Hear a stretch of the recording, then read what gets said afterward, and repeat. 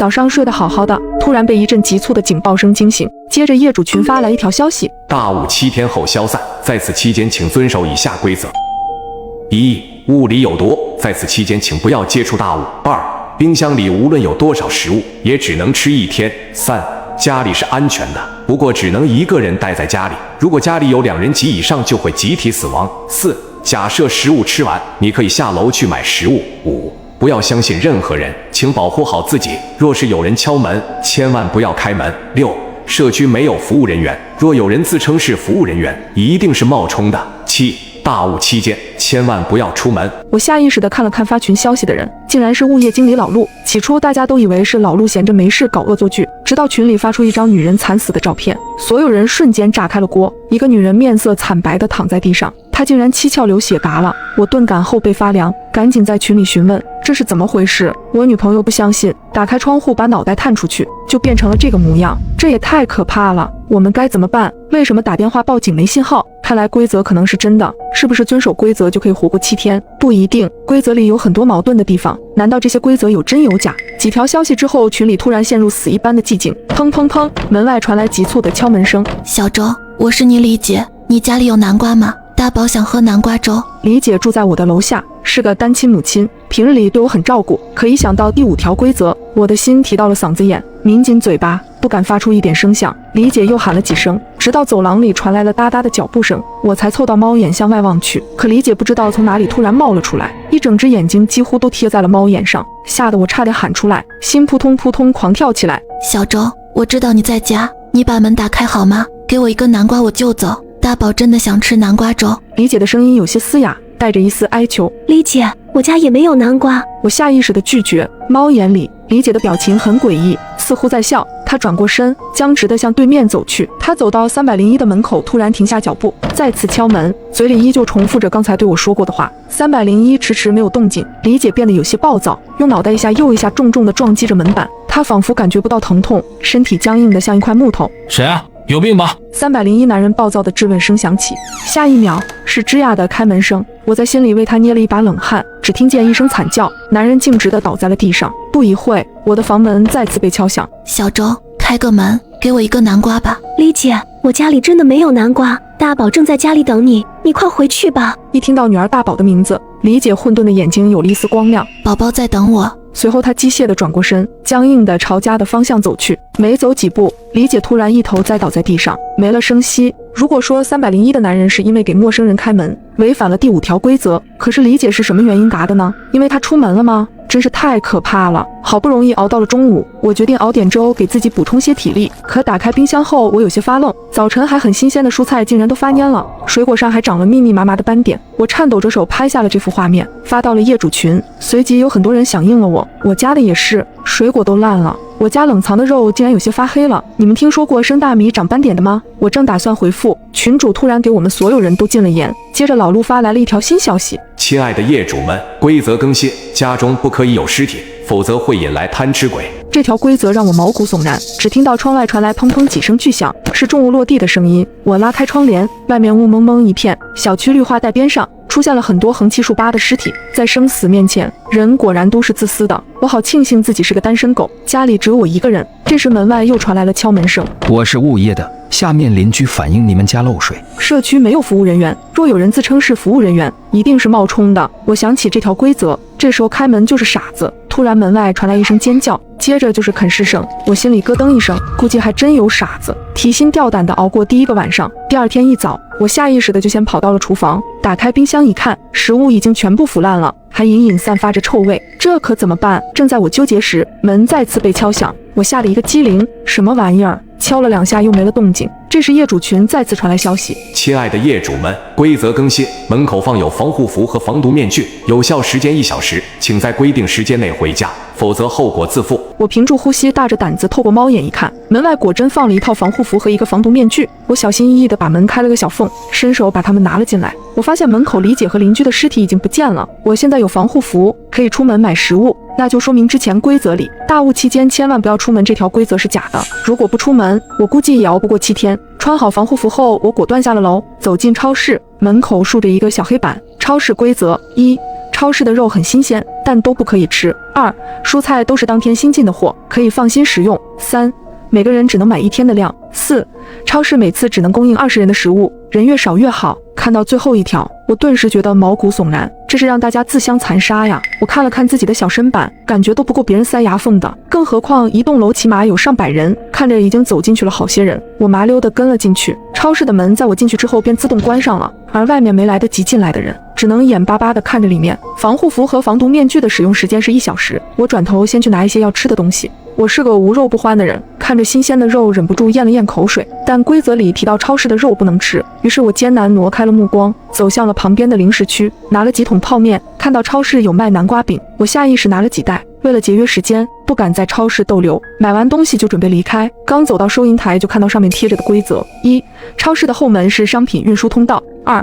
任何人都有可能是贪吃鬼假扮的，贪吃鬼喜欢吃肉，如果遇到危险，可以把身边的人丢出去。我看向旁边站着的几人，他们在看完规则后，主动往后退了几步，相互之间保持了一些距离。我拿出手机把规则拍下来，等平安回去之后，再慢慢分析这其中的窍门。紧接着付完款，大家都默不作声地往后门走去。出了门，所有人如脱缰的野马，迅速朝家的方向跑。大家都穿着防护服，只要把东西藏好。雾这么大，很难有人认得出来。我刚跑出来还没有一会，就撞到一个瘦弱的姑娘，蜷缩在椅子上。我默默放慢了脚步，见我走来，小女孩可怜兮兮道：“姐姐，我的东西被坏人抢走了，你能帮帮我吗？”她满眼含泪地看着我，不禁让人心生怜悯。可以想到她可能是贪吃鬼假扮的，我当即忍下心，径直从她面前走过。她喊了半天，见我没理她，重新看向了后面的人，继续求救。突然身后传来一阵若隐若现的惨叫声，女孩果真的是贪吃鬼，我吓得一个哆嗦，赶紧进入电梯。在电梯门关上的前一刻，一个穿着缩小版防护服的身影出现在我面前，是李姐的女儿大宝。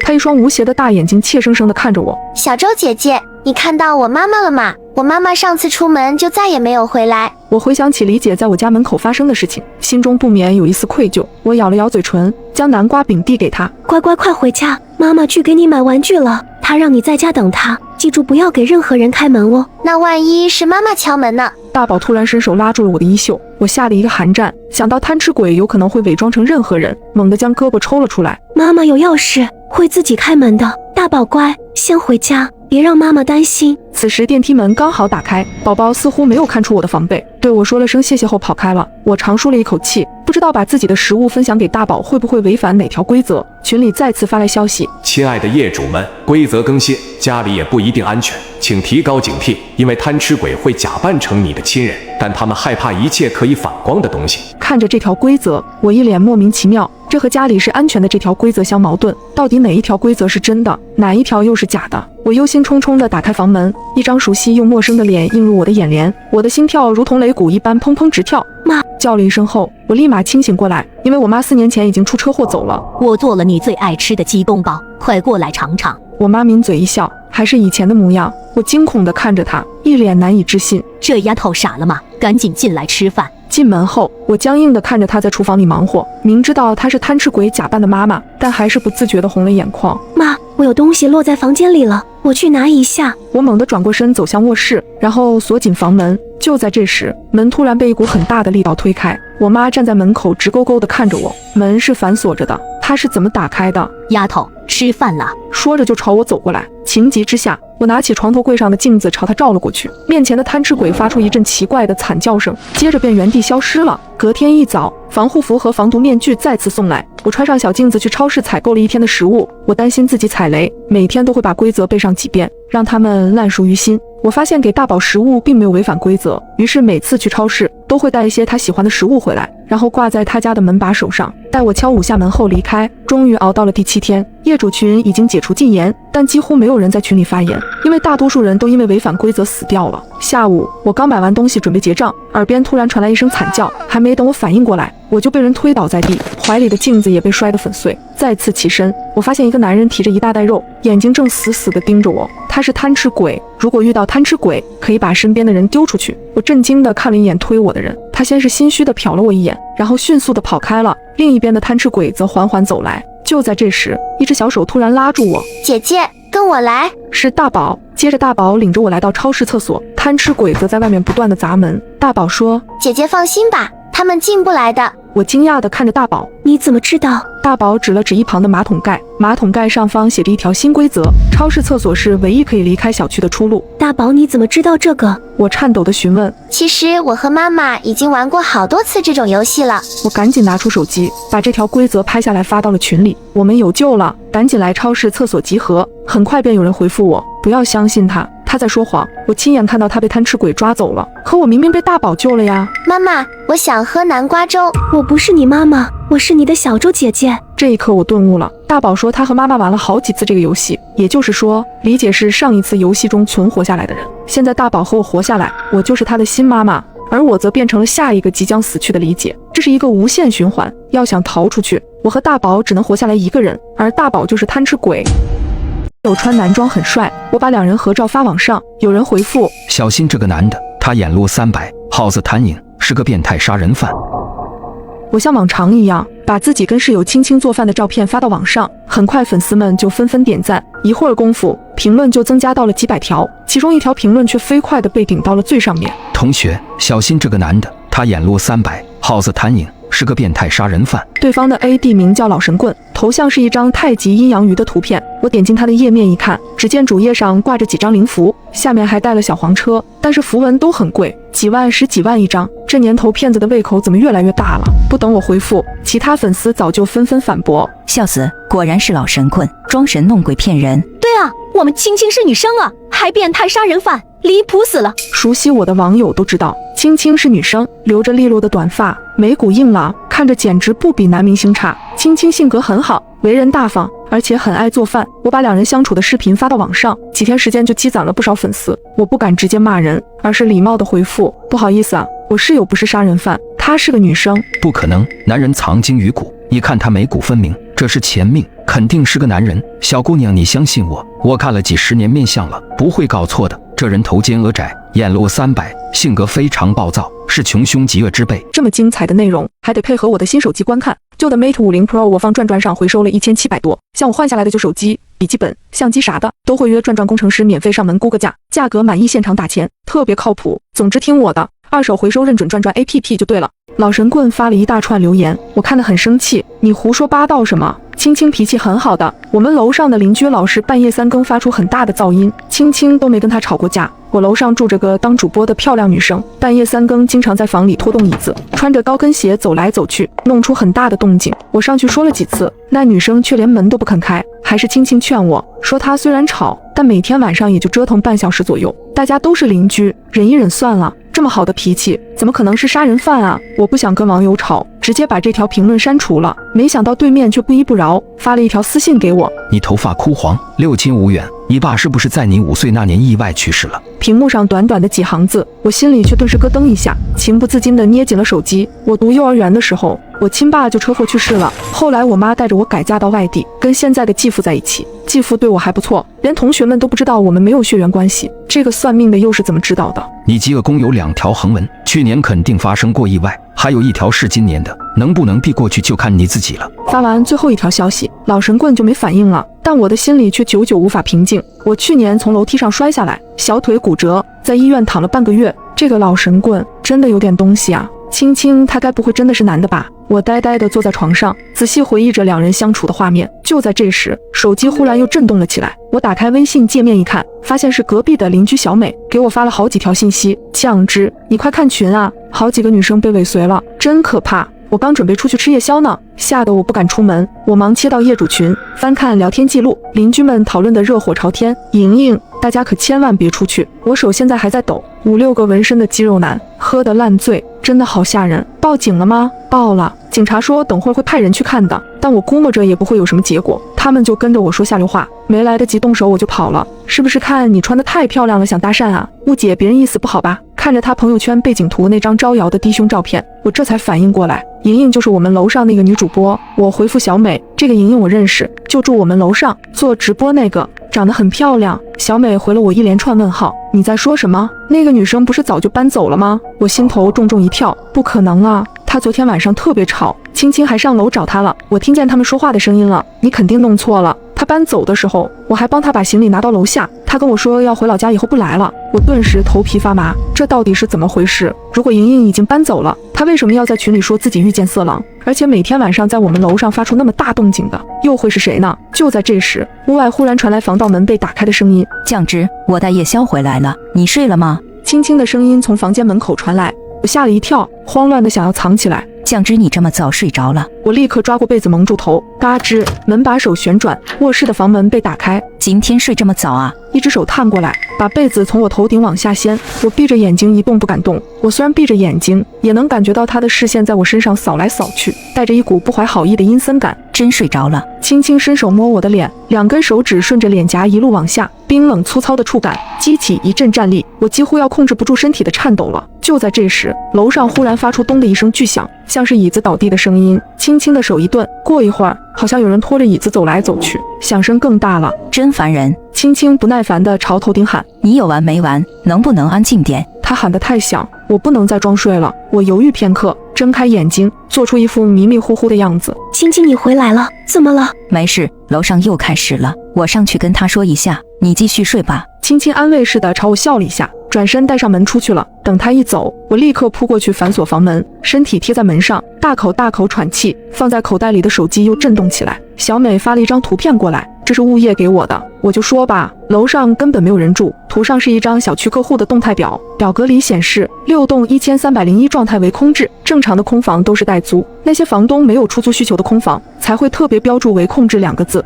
我脑子有点僵，可是楼上又发出噪音了。青青刚上去呀，楼上那个莹莹脾气差，又是个话痨，每次青青上去都能听见她在那边大喊大叫，2个人要说好一会儿话，青青才会下来。楼上是绝不可能没人住的，但小美发的这个图片也不像是假的。我大脑机械地转着，联想到刚才那个老神棍说的话，心里忽然有了一个大胆的猜测：难道说青青在楼上囚禁了一个女人？青青不会真的是变态吧？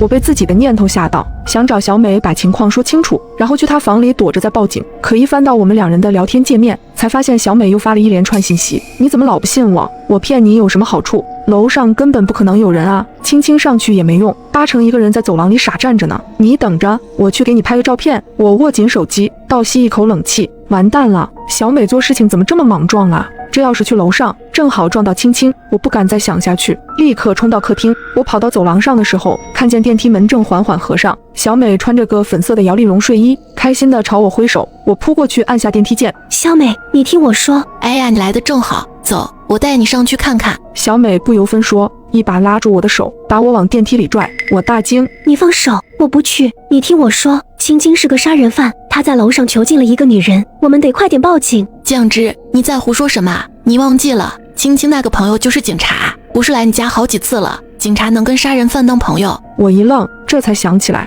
青青确实有个当警察的朋友，叫李俊杰，长得人高马大的。有一次青青喝醉，还是李俊杰把青青送回家的，他还穿着警服，吓了我一跳。如果青青是在逃的杀人犯，李俊杰不可能不知道吧？这么一想，我又感觉是自己疑神疑鬼了。奇怪，如果他不是变态，那1301里面的女人到底是怎么回事啊？我百思不得其解。小美按下13楼的电梯键。哪里来的女人？去看看不就知道了。你就放心吧，现在都什么年代了，你看走廊里都是监控，哪里来的杀人犯啊？就算他真的是变态，我可是跆拳道黑带，我们2个还打不过他一个。电梯很快就到了13楼，门口空荡荡的。小美指着那扇黑色的大门，看见没有？我就说这里没人。我们边说边朝走廊深处走。很快，小美脸色僵硬，说不下去了，因为那扇黑色的防盗门居然开着一条缝。奇怪，这门怎么开着？小美握住门把手朝外拉，门开得更大了。她探着身体朝里看了一眼，眼珠子立刻瞪得老大。妈呀，怎么了？青青在里面吗？小美却像没听见我说话一样，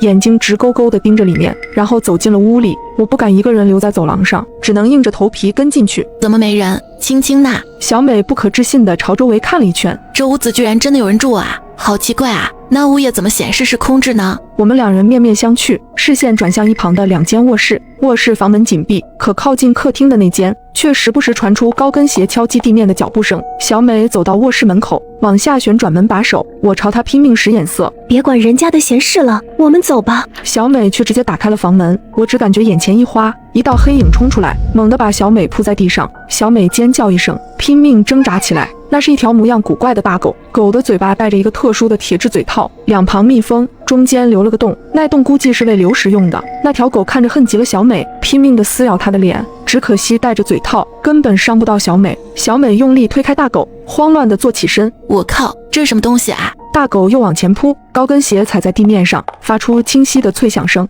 我低头一看，这才发现这条狗的后肢穿着2只模样古怪的高跟鞋，鞋底大概5-6公分，又尖又细，看着踩高跷似的。好变态啊！这女的虐待动物，虐待动物的可能是青青，她估计真的是个变态。墙角摆着一只铁笼子，笼子旁边有一个计时器，上面显示晚上11点，所以每到11点，这笼子就会自动开门，狗从笼子里出来发出响声，青青就会上来给它喂食。那个跟青青说话的女生，是不是被她关在另一间屋子里？我吓得浑身发抖。我们快走吧，快离开这里，报警。好，走吧。小美也吓得脸色发白，再也没了刚才天不怕地不怕的样子。我们2个跑到客厅里，小美伸手用力推了一下防盗门，脸色更白了。完了，这门被锁住了。怎么可能？刚才明明是开着的。我惊慌失措，用力往下压门把手，可不管怎么往外推，那门都纹丝不动。小美似乎想到什么，这是指纹锁，有人把电池卸掉了，要找到钥匙才能出去。我心脏一下就被揪紧了。肯定是青青，她跟在我们后面进来了，她虐待狗，她那么变态，她真的是杀人犯，该怎么办啊？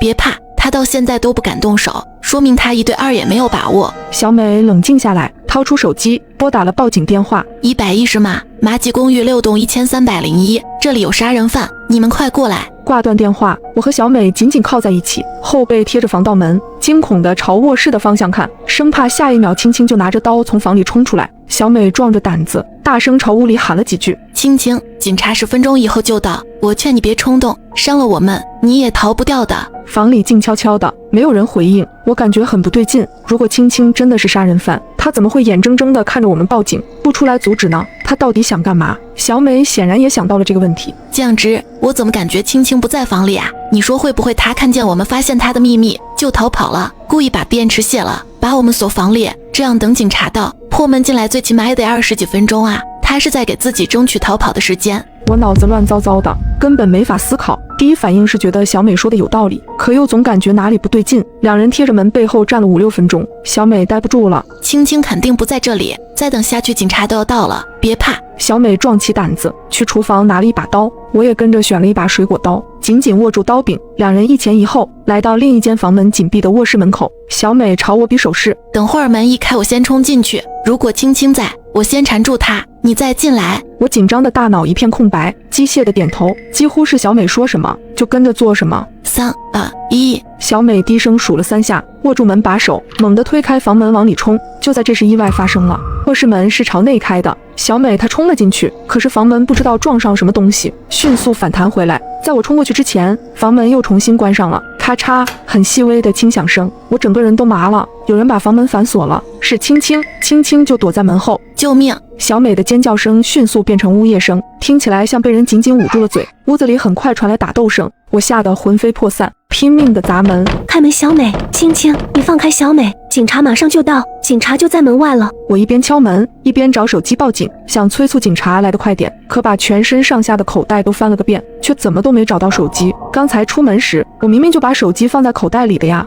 难道是掉在路上了？现在怎么办？小美被困在里面，青青杀了她之后，下一个就是我。我使尽浑身力气用力撞门，1下2下，撞到第3下的时候，房门忽然从里面打开了，我没收住力道，一下子往前冲去，撞在一个人身上，手里的匕首掉落在地，我尖叫一声，闭着眼睛发疯一样挥舞着手脚。是我，酱汁，是我啊！小美虚弱的嗓音传来，我睁开眼睛，这才发现站在我面前的人是小美，她头发凌乱，双眼发直，衣服上还沾满了血迹。小美，青青呢？小美伸出手指，惊恐地指着墙角的方向。我杀了他，我杀人了。衣柜旁边躺着一个人，他穿着米色卫衣牛仔裤。我脑子里紧绷的弦瞬间松懈下来。没关系，你没杀人，你是正当防卫，我们是正当防卫。我小声安慰他，小美把头埋在我胸口，双手紧紧搂住我的腰，剧烈的喘息。她看起来被吓坏了，喘着粗气，头一直在我胸口拱来拱去。没事的，小美，警察很快就到了。警察，我说不下去了，瞳孔骤缩，死死盯着床铺底下的那样东西，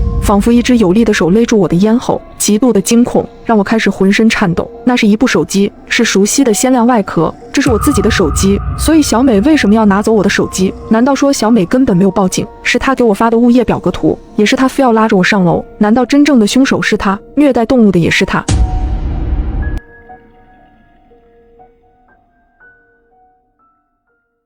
期间，我在网上刷到一个帖子，惨案，美孚公寓遭遇黑熊入侵，无一生还。我瞪大眼睛，因为我所在的公寓就叫美孚公寓。下一秒，门上传来了指甲摩擦门的声音，我吓得一激灵。现在刚好是5月2号，我爸妈带着我妹出去旅游了。由于我还有个课题要完成，便留在了家里。刚刚那声音像极了有东西用长长的指甲在门上摩擦发出的声音。我恐惧地走到门边，探头往猫眼看去，走廊黑漆漆的，什么也看不见。不过那声音也没再响起来了，我松了口气，心想刚刚或许是听错了吧，肯定是受到那帖子的影响。那帖子是我无意中刷到的。最搞笑的是，帖子的发布时间是5月5号，也就是3天之后，很显然是个恶作剧帖子。不过那帖子说的内容实在有些吓人。帖子里说，在5月2号这天，有一只逃跑的黑熊进入了美孚公寓。这只黑熊非常的邪门，智商更是高的诡异。据说在这之前，这只黑熊是一只实验室黑熊，黑熊吃完人之后就消失了，到现在也没有抓到。有民间组织分析，这只黑熊是一只已经修成精的黑熊，它能在吃了人之后钻进人皮里，伪装成吃掉的人的样子。这种黑熊成精的故事，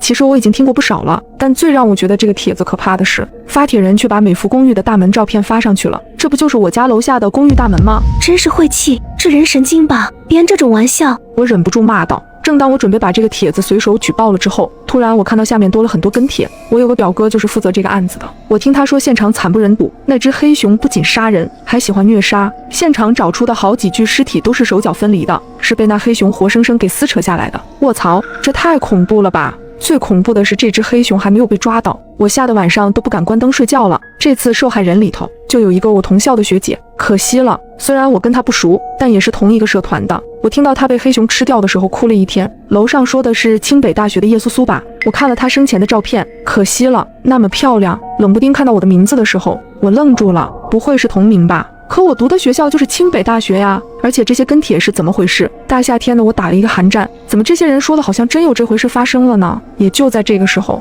整个屋子的灯无声无息地熄灭了，房子瞬间笼罩在了黑暗之中，我吓得差点尖叫出声。怎么回事？是停电了吗？我连忙去看公寓业主群，物业刚好在里头发了消息，请各位业主不要恐慌，我们公寓楼总电路出现故障，大概会停电2小时，已经有维修人员过来抢修了。现在是晚上快10点了，大半夜的突然停电了，又加上我在看这种帖子，确实是吓到我了。不过我很快冷静了下来，这个帖子的热度越来越高，跟帖的人也暴涨。今天也不是愚人节呀，我盯着那个叫做草莓甜心的 ID 名，就是那个说我是他社团学姐的，心想这该不会就是我微信里的那个社团学妹吧？她的微信名叫做草莓超甜。为了求证，我给那学妹发了微信，过了老半天，学妹才回复了我：学姐，我刚和室友在外头聚餐呢，你说什么吃人熊帖子，我没法回复啊。你看我和他们现在都在 KTV 呢。学妹的语气听起来很茫然，她很快发来一个视频，视频里几个女孩在 KTV 唱的忘情。我松了口气，果然这神经帖子就是一个离谱的恶作剧吧。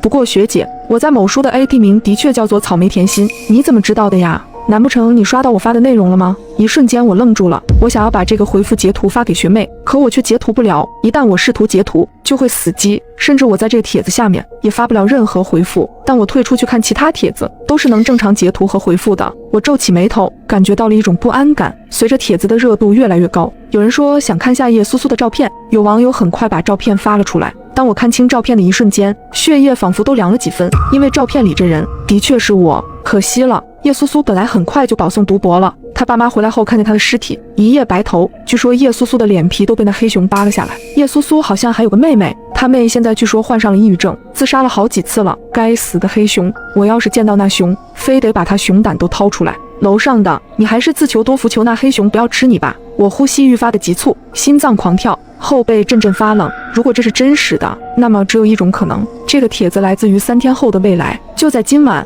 会有一只实验室逃出来的黑熊闯入公寓，然后将我们所有人都杀光。我一下就想到了我刚刚听到指甲摩擦门的声音，那有可能并不是我听错了，而是那只黑熊已经进来了。我额头一下全是冷汗，可我不知道要怎么提醒正住在公寓里的其他人。要说有熊进来了，不仅没人相信，肯定还会把我当成神经病。我也不能报警，因为这件事还没发生。要是贸然报警，连警察都会觉得我疯了。正当我不知如何是好的时候，一个十分细微的声音吸引了我的注意，像是有什么东西正在用指甲敲击着门，一下又一下，十分有规律。我突然想起刚刚我在猫眼外什么也没看到，可走廊是黑的，那黑熊也是黑的。如果那黑熊就藏在门外，我也是看不清楚的。一想到那黑熊可能已经来到我门口，我后背汗毛耸立。走廊是声控灯，而且这灯是应急用的，不会因为停电而失去作用，只要有人走过都会亮起来。可现在门缝里没有任何光亮透进来，如果门口真是那黑熊，难道他会隐藏自己的脚步声？我紧张地拿起厨房里的水果刀，小心翼翼地靠近门。屋外一片寂静，一点声音也没有。但这正是我觉得奇怪的地方。我家住在504，这层楼一共有4间房，住了3户人家。502住的是一个2次元宅男高中生，好像叫小伟。小伟平时住校，只在放假的时候回来住，可每次一放假，他准通宵打游戏，声音还开得老大。可今天502安静的出奇，连一点动静都没有。501住的是一个年轻的单身妈妈，她那孩子也就几个月大，正处于时不时就哭闹的阶段。可今晚我愣是没听见一点孩子的哭声，安静的实在有些过于奇怪了。我探头去看猫眼，可外头还是黑的，什么也看不清。也就在这个时候，突然感应灯亮了，有脚步声响起，我听到脚步声停在了502的门口，砰砰，有人敲了502的门。这时我看到业主群里发了新消息，我们维修人员需要挨户检查各位业主家的电力设备，会有进门检查的可能，辛苦各位业主配合一下。原来是维修人员。敲门声持续了很久，我才听到502开了门。几秒后，关门声响起，看来是维修人员进去了。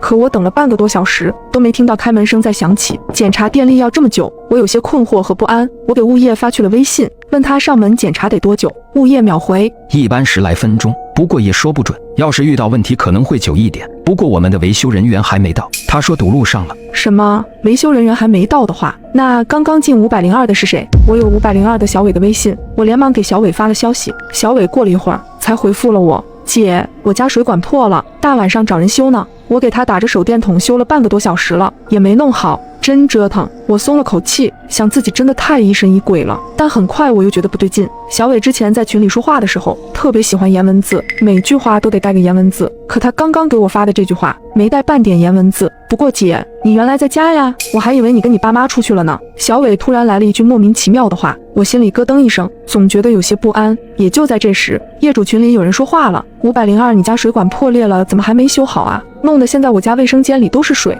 把家具弄坏了你赔。我打你电话也不接，受不了，我要上去看看。我记得402住着的是一家3口，现在在群里说话的是402的男主人，男人5大3粗的，看起来就不太好惹。我连忙在物业群里发了消息，艾特所有人，今晚感觉不太太平，大家尽量不要出门。不过没人理我。也是，我突然发这么一条奇怪的消息，要我看见了也只会当作没看见。很快我听到了402上来的声音，他怒气冲冲地猛拍502的门。过了一会儿，502开门了。502，你人呢？我听到402站在门口大喊的声音，很显然小伟并没有出来。我小心翼翼地推开门，只留了一点缝隙往外看去。男人站在门口，似乎在犹豫该不该进去，因为402家里太黑了，连一点光都没有透出来。可刚刚小伟不还说是集水管工打着手电修水管，那怎么可能里头一片漆黑呢？我紧张的心突突跳。502的门只开了一点，虚掩着一条2指宽的缝隙。赶紧出来啊！我知道你在家，不出来我就进去了。男人骂骂咧咧，可502里头一点声音都没有发出，死一般的寂静，静得我只听到自己的心跳声和402急促的呼吸声。你这个缩头乌龟，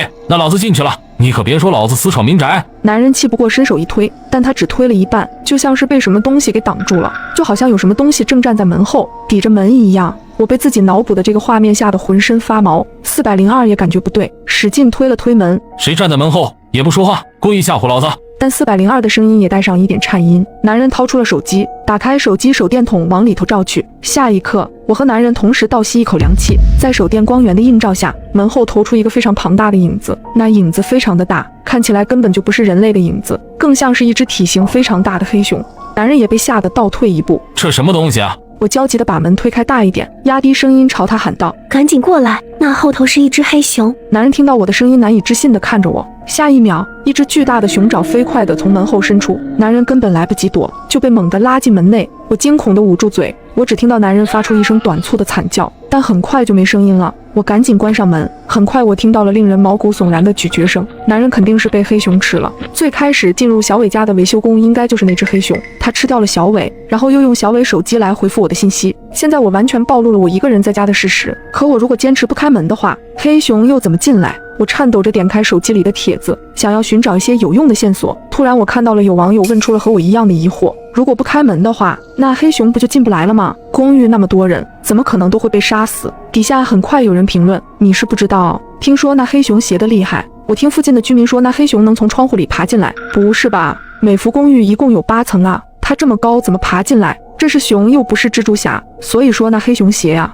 而且之所以住户没听到什么声音，据说是因为那黑熊最先就拔掉受害人的舌头。别说了，我要睡不着觉了。我后背渗出黏腻的冷汗，难怪我刚刚只听到男人发出一声短促的惨叫，原来他的舌头被拔掉了。我立刻冲到家里的窗前，将所有窗户和阳台的门都锁好。这时房门被敲响，我看见402的男人站在我门口，他表情怪异，嘴角用力往上翘着，像是野兽在努力模仿人做表情。他一定是那只黑熊穿上了402的人皮。我屏住呼吸，不敢发出一点声音。突然门把手嘎吱转动了起来，紧接着门被撞得砰砰作响。他想用蛮力将门撞开，这怎么可能？这门可是结实的防盗门啊！但很快我就惊恐地瞪大眼睛，因为这结实的防盗门竟被黑熊撞得摇摇欲坠。我赶紧搬来了椅子抵住了门。正当我绝望的时刻，走廊尽头传来了开门声，是501开门了。半夜吵什么呢？我家孩子都被你吵醒了。他冲着男人质问道。我用尽全力朝着门外大喊：“别出来，马上关门！”402男人的脑袋以极快的速度扭了过去。几乎同时，我听到门重重关上的声音，门外的脚步声朝着501走去。501给我发来了微信：“